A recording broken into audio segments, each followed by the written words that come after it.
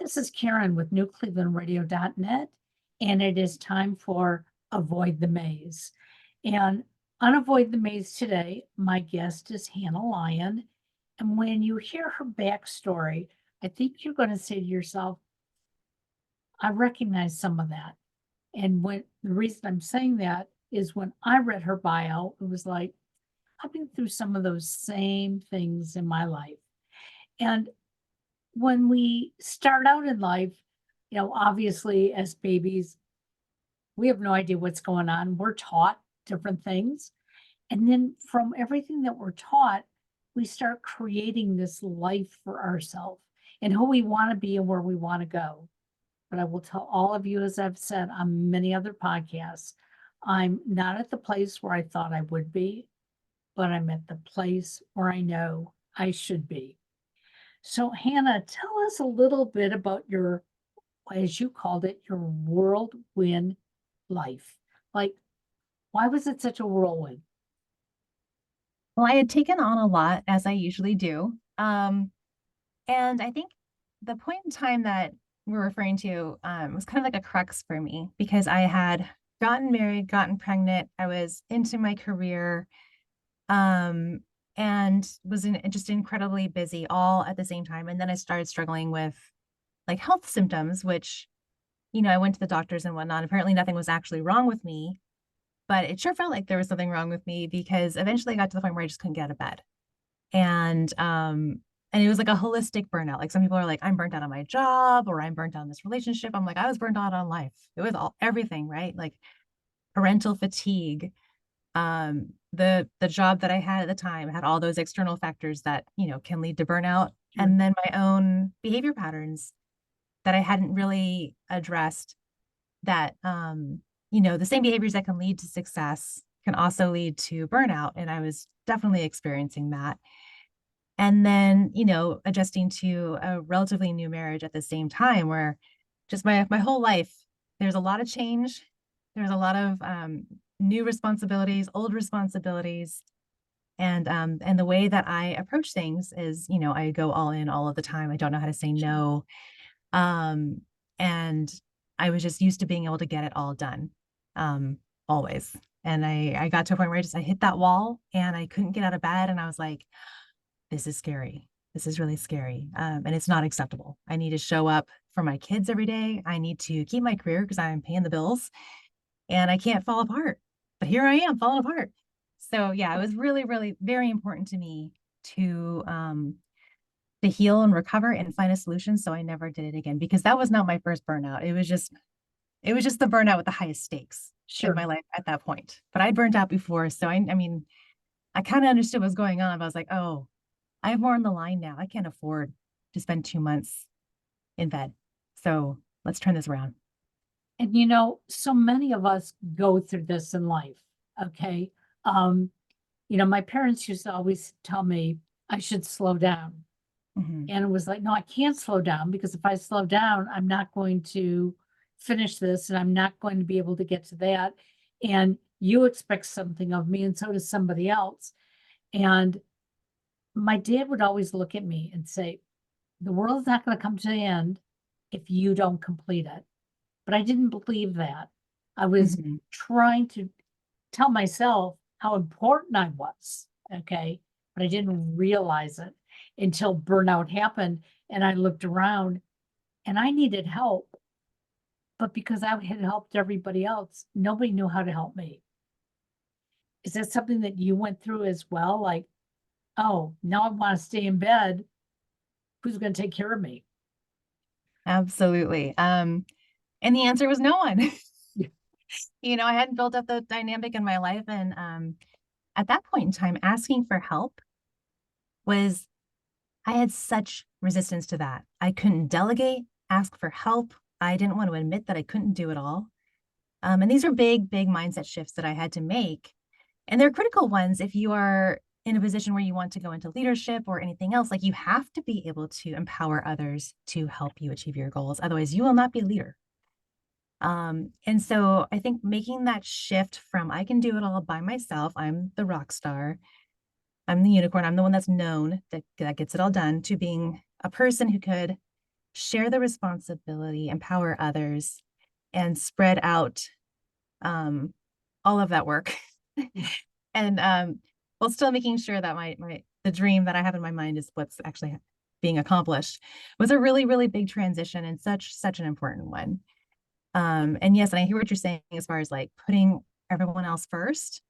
So like I talk about like the 5 success traps that people encounter, and they're essentially the behaviors that lead us to success. They drive us to success, but when they're motivated by fear, and you mentioned one of the fears, the fear of not being worthy, when those behaviors are motivated by fear, they can easily drive us to burnout.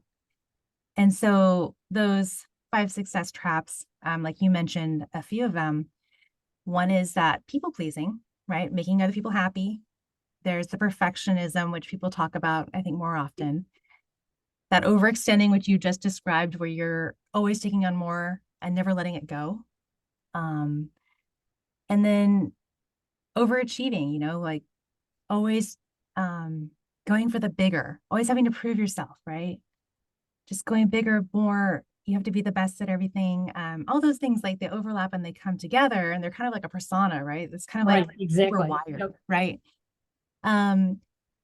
And there's nothing wrong with any one of those behaviors by itself. It's like a coin, right? There's like the flip side of the coin. So the positive side Sure. of being a perfectionist is that you have high standards. You have excellent quality, attention to detail. There's all these beautiful things about it. But then on the flip side is when you push yourself too far to achieve a level of perfection that isn't required, isn't needed, and is draining, most importantly, is draining resources to what really matters. When that's when we get lost in the leaves of the trees instead of seeing the woods, or Right. that saying goes. And yeah, so each of these characteristics or these behaviors, I like to think of them as behaviors because you can change them, are very poignant, and often we have multiples of them, but it's the fear behind them that we really need to take a look at. And you mentioned the proving yourself. And so like one of those fears is the fear of not being worthy.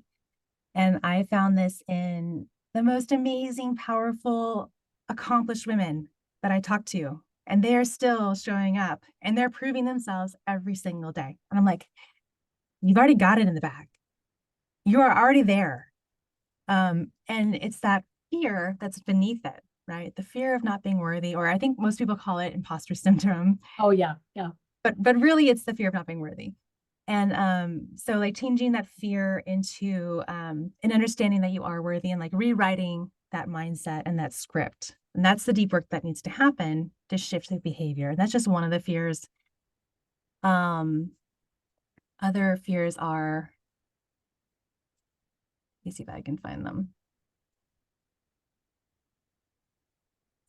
The fear of rejection. So I know I had this one pretty deeply because in my early career in tech, I saw thousands upon thousands of people being laid off in one swoop, and I was like, Yep. oh my goodness, it can all just be taken away. So I had this huge fear of rejection, and within the context of career, it was job loss that I was afraid of. And so I would just be like, I'd say yes to everything. I never said no. I was terrified of not doing it all because I was afraid of losing my job. It was just like this like visceral fear that I had Sure. just from seeing so many people being laid off. And yeah, and it took some work to rewrite that, and just to realize that, trust in the universe, trust in my network that I've built, trust in my reputation that I'll be okay. Because I know a lot of people who've been laid off at this point, and they're fine. They're doing just fine. Maybe not initially, it's a little scary, but they get the next job. They're okay.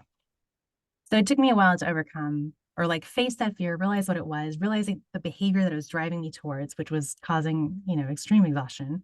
Because I was doing like 5 people's jobs. And my thought was, well, if I'm doing 5 people's jobs, they'll never lay me off. And they didn't. But I think the people that get laid off may have gotten the better deal looking back, hindsight, right? I understand that. Yes. Well, as I'm listening to you, it's interesting that these fears that you're talking about, many of them we learn very early on in life. Okay. I remember the first job I ever had. I basically worked on the weekends as a teenager. And there was a Saturday night I wanted to take off. And my mother said to me, "Oh, you shouldn't ask for the time off. You might lose your job." And this was money in my pocket that I didn't have to ask my parents for. And I remember saying, "But that's not fair." And she said, "Well, honey, you've got to learn the responsibility of going to work." And I didn't ask for it off. And I was so angry at work that my manager pulled me to a side, and I still remember it to this day. And he said, "I'm sending you home. There is something wrong." And when I explained to him what it was, he said, "You haven't missed a day in 2 years. You could have asked for the evening off." He said, "The worst thing I would have said was no." And at that point, my whole attitude changed. It was like, okay, I can work the rest of the evening. And I put myself into the work. But now in the back of my head, I knew I had options in the future. Mhm. So again, I was taking that training from my mom, and she had learned that in her youth. She grew up during the Depression. And of course, she didn't want to take a day off of work, because if you did, there are enough people standing in line to take your job. So some of the things that you were going through, were they taught to you growing up or taught to you in school, where you said, "Oh, this is the way I have to be, and I'm going to put blinders on and just be this way"? Absolutely. That is a powerful experience that you had, and I'm impressed that you had the corrective experience, like, in the moment. I mean, I'm super I don't know thrilled how about I your did. manager at the time. That's amazing. Yeah. Um, and yes, like, so some of this was scarcity thinking, right? Like, I grew up in a household where we weren't wealthy, we weren't even middle class. There was definitely a feeling of not having enough. And I saw, my father work 2 or 3 jobs, nonstop working. I saw my mom, going behind the grocery store and asking for old food. And it really did a number. Like, I was like, there's not enough in this world. Like, you have to hustle hard all of the time, and it could be taken away from you. Like, I was a little afraid. I was a little afraid Sure. going to the world. And so I had that scarcity thinking, and I had to do a lot of deep work on, people call it your money mindset. Yep. It has more to do, I mean, it's not just money, it's abundance in general. So it's a scarcity mindset, and shifting that into an abundance mindset took a few years, but very, very powerful. Actually, like, when I started it, I was dirt broke. It's like making $25,000 a month or a year. And my debt was high from college. I was broke. And within, like, I think 3, 4 months of doing the work, of changing that mindset, like intentionally doing the work, spending the time, like reprogramming my mindset into an abundance mindset. And I had like 10x'd my income in a year from the point I started to the point I ended, because I just shifted the mindset and was able to do scarier things, Yeah. or things that were too frightening for me initially, and became like, if they can, so can I. Like, there's no reason I can't step into this career or step into this job or be hired for this position. Like, I, I can do this. It exists for me. And it was a huge, huge mindset shift. And that is the kind of work that ultimately we need to do when we're facing burnout, and maybe multiple burnouts. It's that kind of work, that those mindset shifts that need to happen to end the burnout, prevent it from happening again, and position yourself to actually go after what you really want in life, in your career, in defining success, in whatever that means to you. Well, again, what I'm hearing from you is we have to take those fears and almost shake them up and say, okay, I'm going to use you the right way. I'm going Yeah. to use you so I can move forward, Mm-hmm. because I can use you and crawl into bed and put the covers over my head and just blame the world because this is where I ended up. I know when I was pushed out of corporate America, my first reaction was, it's not fair. It shouldn't be this way. Um, and I came home in tears, and I said to my husband, "Now what?" And he looked at me and he said, "Well, we'll figure it out. And I thought, yeah, I'm almost 60 years old. I'm not going to figure it out. And then all of a sudden it was like, yes, I am. I'm, I don't want to be depressed like this. I'll allow myself right now to feel it. But the next day I called my medical team and I said, you need to see me because I don't like how I feel. I don't like what I'm thinking, but I also don't like what my body is reacting to. And Mhm. that's something that I think a lot of people ignore. They know what their brain is saying, but they don't feel it in the rest of their body. And if they do, they don't acknowledge it. Right. And it almost sounds like that's part of what happened to you. When you crawled into bed, it was like, you know, I'm feeling sick. Yeah. And like, I shouldn't be physically sick. This is a Mhm. mental issue. But there's no such thing as there's no separation between your mind and your Right. body. Your brain is a part of your body. It's all happening together. And I know that we have this, this framework in our society that there's a spirit, there's a body, and there's a brain, and they're all separate. It's complete hogwash. It's not separate at all. And there's this concept that I work with my clients on, and that is that your story creates your biology. And it's proven. There's tons of research backing it up. I think you've probably read The Body Keeps the Score. Yes. There's good books out there on how our bodies embody our story, whether that story is an empowered story or a wound. Our bodies will carry it with us. And so, yeah, another really powerful thing to do is listening, like you're saying, listening to your body. Like some people think of it as a gut intuition. Some people feel it in their heart, like when they're really passionate or when they feel pulled towards something, or when you feel bad about something. That is a tool. Like when you Yep. feel that dread, that soul sucking awfulness, that's a message. Your body's telling you something needs to change, something needs to be addressed. And so both good feelings and bad feelings are incredibly powerful navigational tools that we can tune into and leverage and become more powerful, become more in tune, become more authentic and authentically aligned with our own values. Because that is when you'll start feeling those feelings, is when your values are being either you're stepping into them and you're feeling aligned. So you've got the excitement, you've got that gut feeling, you've got the heart feeling full, or you feel your voice lift with excitement when you're talking to someone. Like all of those body feelings, those are real. That's real feedback. Right. And the flip side's true as well. Like if your values are being maybe trampled on or ignored, or maybe you've completely forgotten what they are at this point because you've been doing everything for everyone else for so long. And that's when you start feeling like that soul sucking dread and feeling pushed down and compressed because you are being compressed. And so, yeah, so listening to your body is huge. It's interesting that you say that because yesterday I was at physical therapy. I have a rotator cuff injury and they were working on it. And she said, what is going on with your neck? And I said, yeah, it's stiff. And I said, it's probably from the exercise. And she said, no, it's not from the exercises. What's going on with your neck? And I knew right away what she was talking about. I had to go confront somebody after therapy. And it was stirring in my brain as I was exercising. And this knot was getting tighter and tighter. And when I told her what it was, and I said, and can I confide in you? And I told her what the confrontation was.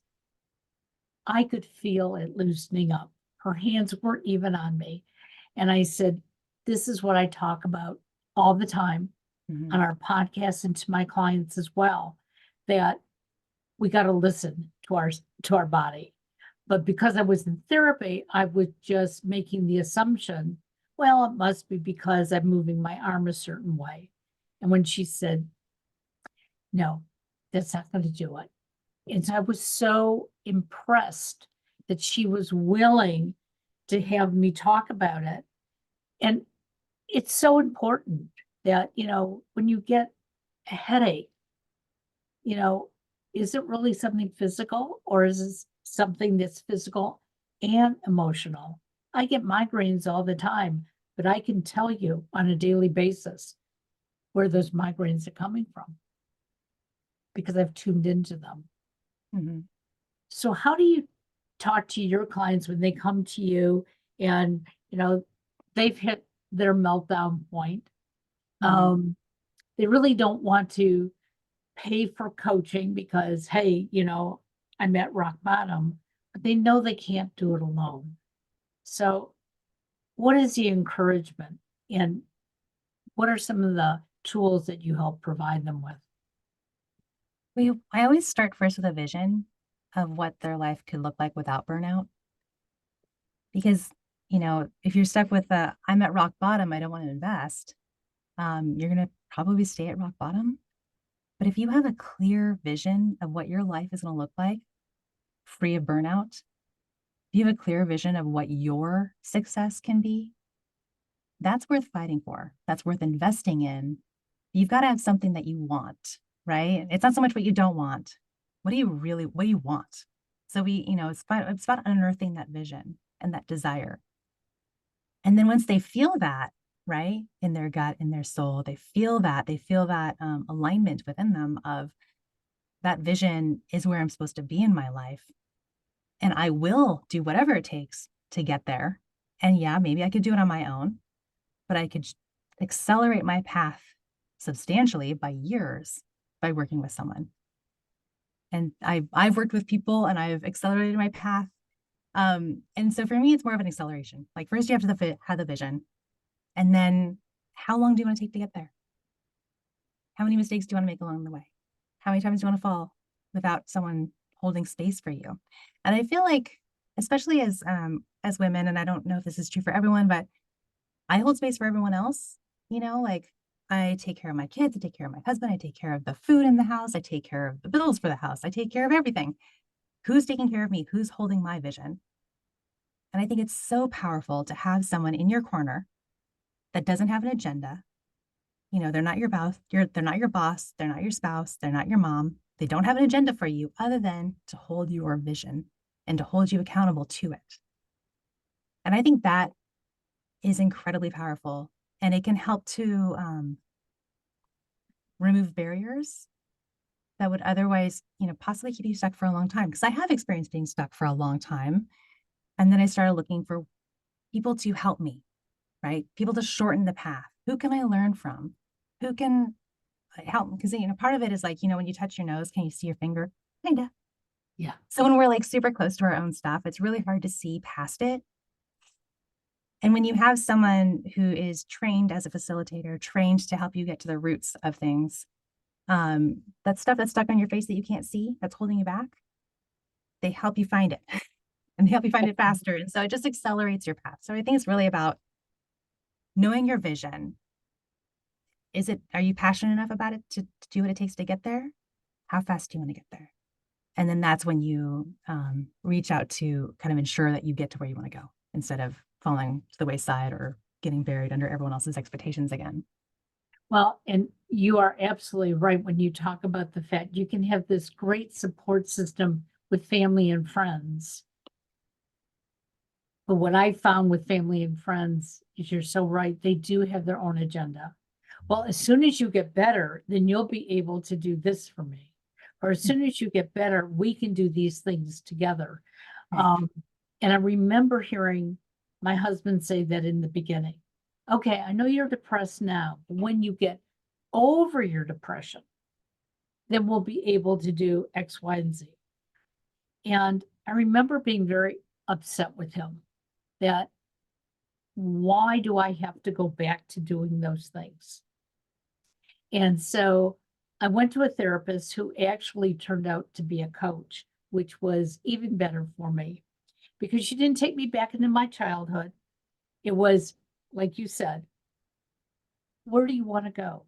What is it that you want to do? What do you want to get rid of? And what do you want to keep?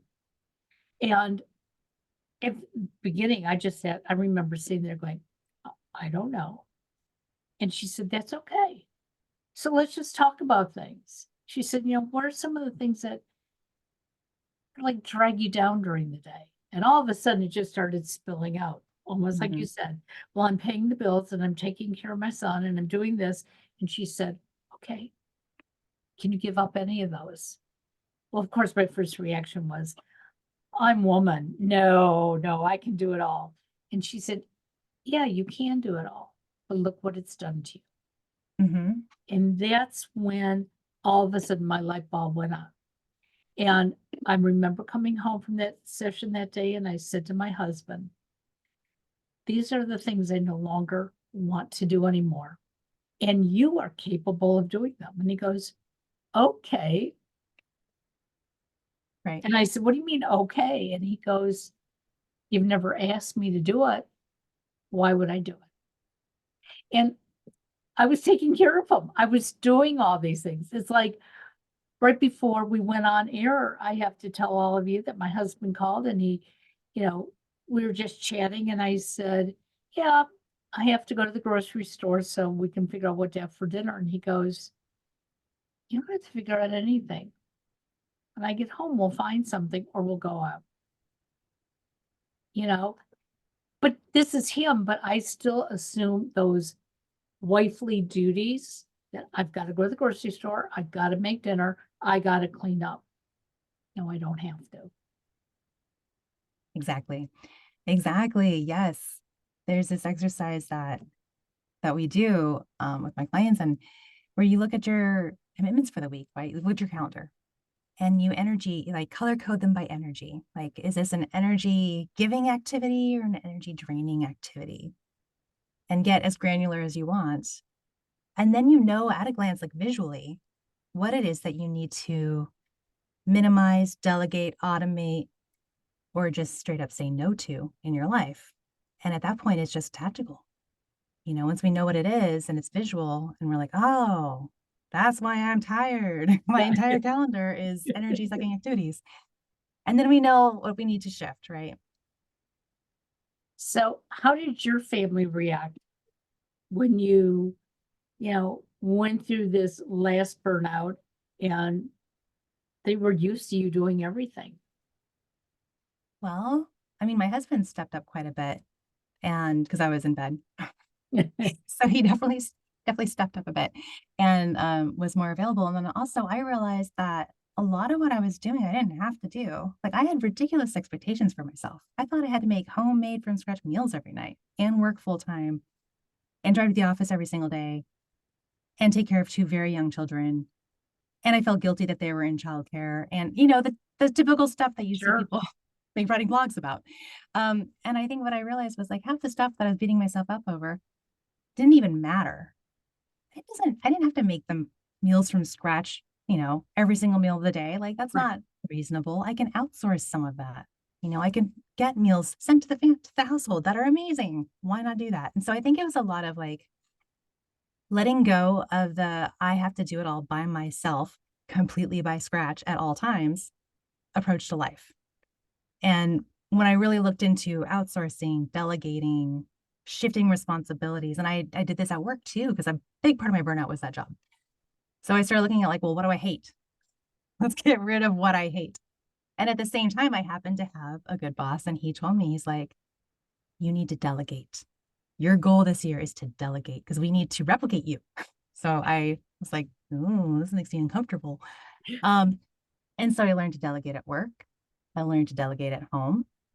And since then, I've added automation and outsourcing and learning how to say no to my toolbox to Right. get rid of those things that just aren't serving me. Whether I've also learned that, you know, you don't have to do it all. You don't even have to have all this stuff in your life. Just because someone else thinks it's important, or you saw like an Instagram video of some really impressive woman doing a thing, doesn't mean you got to do it. What matters to you? Do what matters to you, and don't worry about the rest. And You so know, prioritization was a big part of it too. it's so interesting because when I put out, um, so I had been podcasting for 10 years, and last April, I was visiting my son. He had emergency surgery, and I went down to Texas to be with him. And as we were sitting and talking one day, he said, you know, you've been a coach in the past. You have your certification, you have your degree. Why aren't you coaching? And I said, oh, who is going to hire me? And he goes, well, with that attitude, nobody. He was right.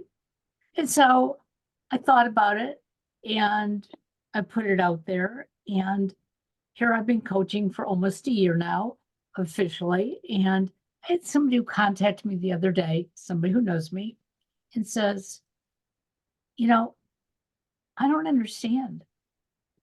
How do you deserve to be a coach? And I said, well, it's not about deserving, but it's my passion. It's what I love to do. And I know how important it is. And she goes, yeah, but you've never done it. I said, well, no, I have. I just didn't have that title. For 9 years in corporate America, that's exactly what I did every single day. I got paid a salary. I wasn't independent. That's what I did. And that was what I loved. I didn't like the culture, but I loved what I was doing. And when my son and I talked about it, I realized I was not where I really wanted to be. And then she said, well, how successful are you? And I said, what are you asking? How many clients I have? How much money I'm making? It's not about success, at least not for me. And we all look at that differently. So I think it's like what you were saying. You can go on Instagram and see somebody has so much. Or I read these articles on Facebook all the time. If you're not making six figures as a coach, you're not a very good coach. And it's like, well, that's your choice. That's your opinion. But I'm not going to identify my life that way. And it's about happiness. And I think that's what you've been talking about. Finding what makes you happy and do it and find ways to do it. Mhm. Yeah, it really is about taking ownership of your own definition of success. And that can mean money. It can also not mean money. Like there's nothing wrong with making money. Um, but if that's not a part of what makes up your definition of success, then it's not, no big deal. And yeah, so I think a lot of us are afraid of taking a step down to make a big shift. Like I've seen women that I work with that are like, I'm going to quit my very high paying corporate job to start a business. And there's that initial Sure. terror and realization that it's going to take a couple of years, right, to build it up. But ultimately they end up more satisfied and oftentimes just as wealthy. And income is not the same as wealth too. So there's a lot to be said about income, wealth. What is success really? And it's a lot more than a number. For me, it's a number and a feeling. Like I like making money. I'm not gonna lie. Money is important to me. I have to feed my family. And there's a certain way that I need to be able to feel while I'm successful. There's a certain way I want to show up in this world to my clients, to my family, to my community, that is critical. And that if I've got the money, but I don't have that, I'm not successful. So it's really just about making your own definition and your own requirements and then designing your life accordingly and designing your business or your offer accordingly, depending on, what you're focusing on. Sure. So you're seeing clients. How do you see your clients? How can our listeners find you and say, hey, I like how Hannah talks about this. This is something that I could be interested in, but, I'm not even sure where she's located. And does it make any difference where you're located? Well, I am most active on LinkedIn. So you can find me at LinkedIn/whatever, Serene-Success, or by looking up Hannah Lynn. That one might be harder, but definitely by the Serene Success. And then I also have the website. There's a quiz there that's fun to take where, you kind of get kind of specific about what you want out of this and what you're dealing with. So I can send you like specific materials to support you. Sure. And resources. So there's that. So those are the two places I would go look if you wanted to get to know me better. Okay, and we're going to put all that in the show notes. So there's no excuse for those of you who are listening or watching this on Zoom. Just go back to the show notes. It'll be there. And I can assure you, one of the things that I tell all of my potential clients is I may not be the coach for you, and that's Right. okay. But one of the reasons I do this podcast is so that people will understand that they do have choices, there are opportunities, and yes, there are challenges, but challenges can lead to opportunities and to your success. And working with coaches like yourself, if I'm not the right fit, I'd rather refer them to somebody who is. So I want you all to hear that loud and clear. Go to the show notes. And if you contact Hannah and she's not the right one, I guarantee you she knows other coaches as well. Mhm. And the last thing is, most of us who are coaches have a coach in our life. And I Absolutely. know I am working with two, and I am so grateful for them because they help me find my center. And Mhm. it's very easy for us to trick ourselves into thinking that, hey, we're walking down the line and we're feeling good. In fact, one told me yesterday, um, would you go look in the mirror and tell yourself the truth? And it was like, oh, wow. Like you picked up on that real quickly today. And yesterday was just one of those days that I wasn't seeing my truth. So thank you so much for being with us. And I hope our listeners will follow you and hopefully we'll have you back on again. Right, well, thank you so much. An absolute delight to have a conversation with you, and I'm honored. Thank you. Thank you. Take care now. Bye bye.